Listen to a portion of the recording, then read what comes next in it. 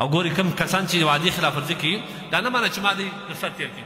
نبي علیه الصلاه والسلام فرمایي د قیامت په ورځ به هلته یو جنډه ولاړې دا ګده کسان به سوچ کړي باندې چې دا جنډه څه ده.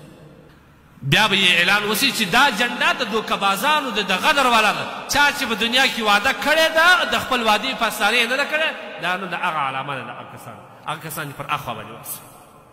لهذا زموږ نن په معاشره کې خلاف ورزي بیخي زیاته سوې ده.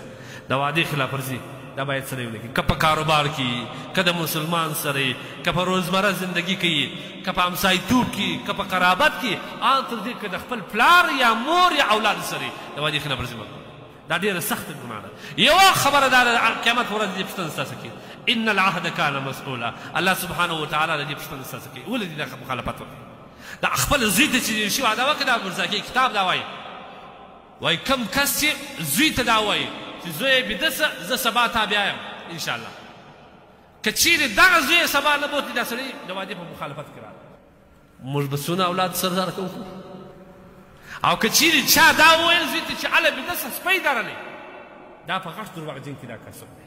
که سپی نه و زموږ هغې خو په بله کم نه بیدي هله پشي درله هله سپی درلی په دا رقم کوچنی بیدي او کوچنی دی دا اصل چې زما مور و پلار ما ته دروغ وایي کومه د شیخ نه راغلی. العیاذ بالله اسلام عجبه نازک دین دی. اولادو ته به دا سړی دروغ نه وایي. اولادو سره ایو مولوي صاحب ویل دا خبره چې ویل ده چې اولاد ته به سړی دروغ نه وایي نو دی به چې کله اولاد بیروي وایي زوی بیده سه احتمال یسته چې سپی راسي، احتمال یسته چې سپی راسي بله کم خو نه سه وایي. نو موږ ته په کار دا ده چې لومړی د خپل اولادو سره لا دروغ نه وایي، د هغه سره د وعدې خلاف ورزي ونه کړي، د هغه سره د وعدې مخالفت نه وکړي. دا چې پر مخ باندې ځکه د قیامت په ورځ دې پوښتنه زما څه کوي. دوهم زه په منافقینو کې صبر کېږم. ثلاث منافق علامې درې دي. اذا حدث كذب واذا وعد اخلف. کله چې دی خبرې کوي دروغ ډېر وایي او کله چې وعده کوي خلاف ورزي کوي. او بل دا واورئ نبي علیه السلام فرمایي اربع من كنا کان منافقا. څلور داسې شیان دي که په چا کې دا څلور سره وه دا صریح منافق دی. که څلور نه وه یو دوه یا درې پکښې وه د منافقت یوه حصه یا دوې یا درې حصې پکښې دا د الله رسول صلی الله علیه وسلم د ترمذي روایت.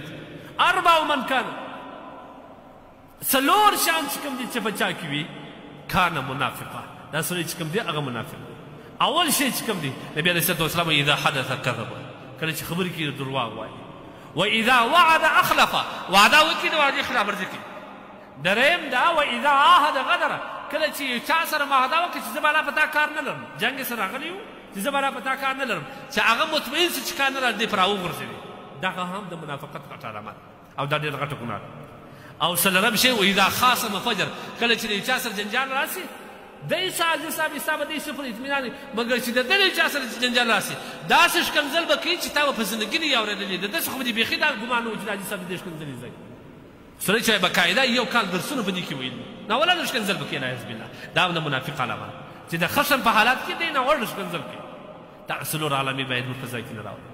درواغ مه وایاست، د وعدې مخالفت مه کوئ، ښکنځل. اوس خو دا ځوانان دا دي هغه ځوان تر ټولو غټ ښه ځوان دی چې د خپل انډیوال په ښکنځلو الله خوا نه کړه بد زمړی ته عزت لرې ته ناموس لرې هغه تا ته مخامخ ستا ناموس ته لاس اچي ښکنځل درته کوي ته د انډوالي په خاطر هېڅ نه ورته وایې. د انډوالي دی چې انډوالي خو د صالح سړي صحبت صالح ترا صالح کنه دا که د بد سړي سره دې صحبت کړی کې ته لس وارې ورته ونه رکې یولسم وارې هم ته د په شکل کې کېږي درته ومواله دا څه دغه کې باید ډېر خیال وشي. هر انډیوال چې چاته ښکنځل وکړي ورته ووایي چې زما څه انډیوالي ده ناموس مې نه دي د باندې خرڅ کړی که دې آینده دا خبره وکړه ستا به زندګي سلام علیکم او که سلام پر دغه شي باندې ځینې پرېښوي دا ته د خدای دپاره سلام په دې باندې ته ګناهګار هم نه